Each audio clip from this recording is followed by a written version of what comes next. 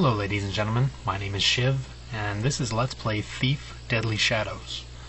Now this is the third installment in the Thief series. I haven't played the first two yet, but it's something I'm looking to remedy over the course of this playthrough. The main character over here, his name's Garrett. He's a thief. He was recruited as a child because he was observative enough to witness assassins and blah blah blah, people who were magically enshrouded, so he has the ability to see what should not be seen. We're gonna try and play through at a relatively comfortable clip. I'm looking to do a series of these Let's Plays, and Thief is my first effort outside of Minecraft. I've had a little bit of trouble with the technology. I tried to run it in Windows mode. It doesn't like being windowed. It's an old game, old technology. Much like a lot of the old games, it runs with poor emulation on Windows 7. Fortunately, Steam, which is my provider, balanced it for platforms and made it so that it works well on my computer. I'm going to let this cutscene play, and then we'll get back into my little diatribe. I've learned better than to talk over the cutscenes. They're quite loud.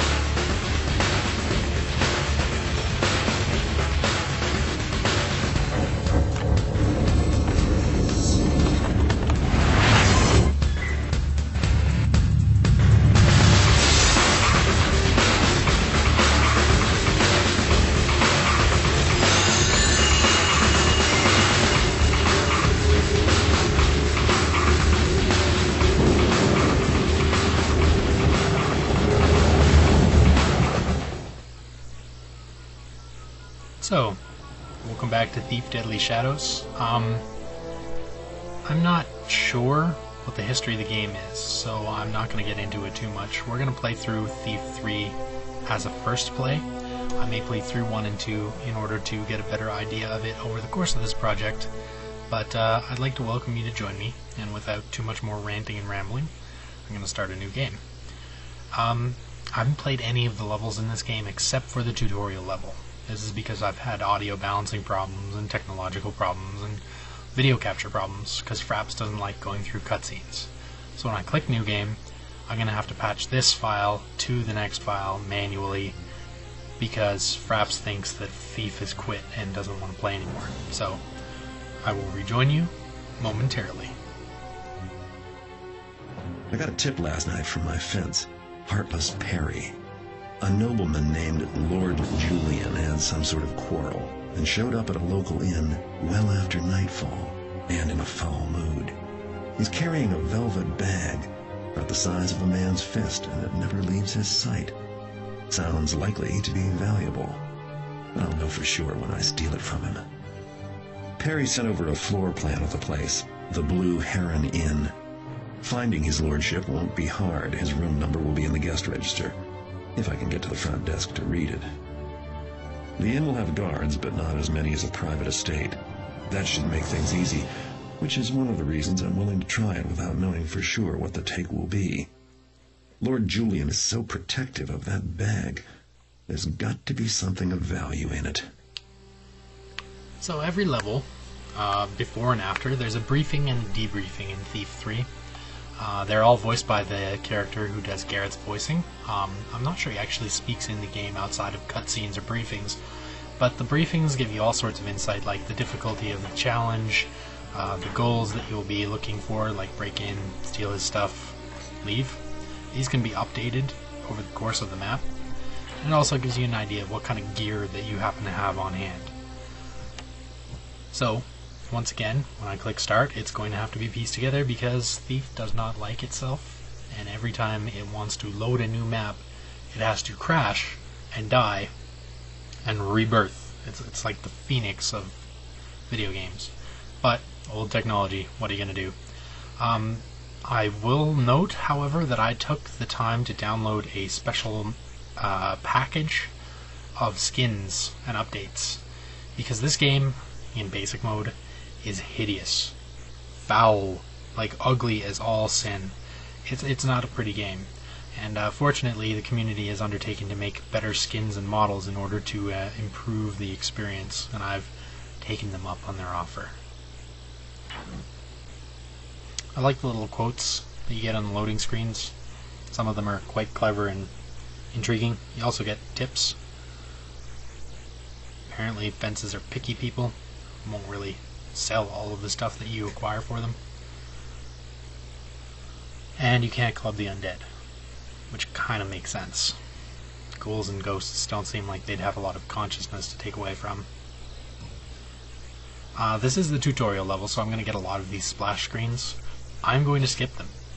If you want to read what they say, pause it, but they're basically just instructing me on the basic functionality of the game, such as walk, hide, be stealthy, ignore Bob. If I pay attention to Bob long enough, he'll start talking about how he wants a promotion, captaincy or something like that. He wants to hang out with the Should have been a soldier. Oh, that's some real action, that is. Not much choice, though, for a guy like me. I kind of wonder what kind of guy he is that he couldn't cut it as a soldier. Maybe he's just a generic thug. I will note that he's talking to himself. And you know what they say about people who talk to themselves. They're crazy.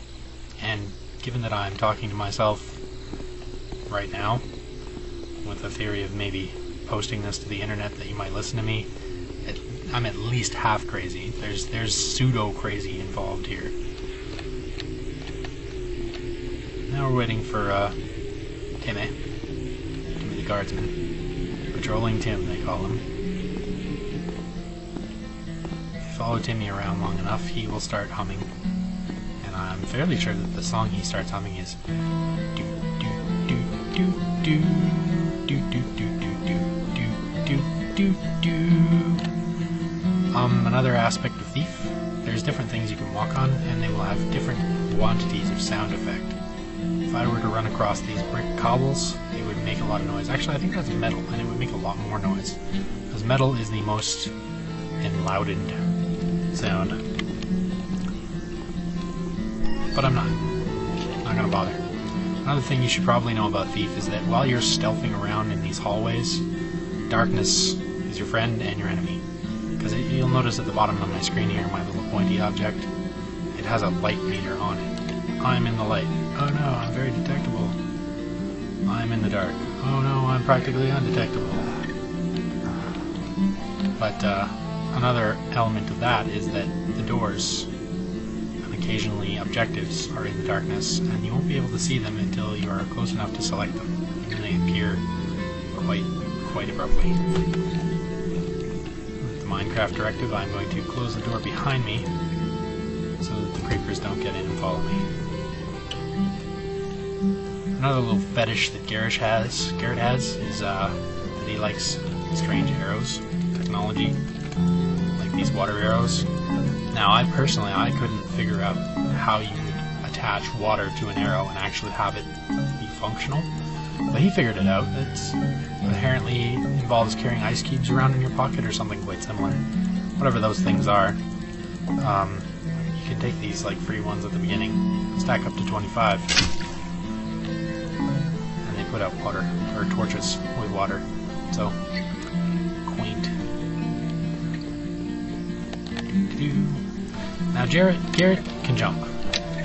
Not well. He jumps actually kind of strangely and uncomfortably.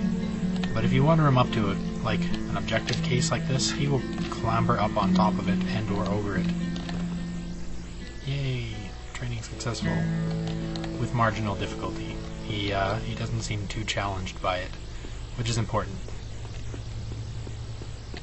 Hey rat, what's the haps? Stuck on the wall. There we go. Another thing that Garrett can do is pick locks. So we're going to roll our bend bars and lift gates. A little lockpick tool down here at the bottom uses a force sensitivity thing to open these little things. You got to find the sweet spot like this. See where it's shaking there, and then keep it in sync long enough for it to pop out. Right? You got to do some jiggling and adjusting to find a good sweet spot right in the middle here. Maybe not there. Gotta tweak it a little bit. It's jiggling, but it's not jiggling right. There we go. Blah.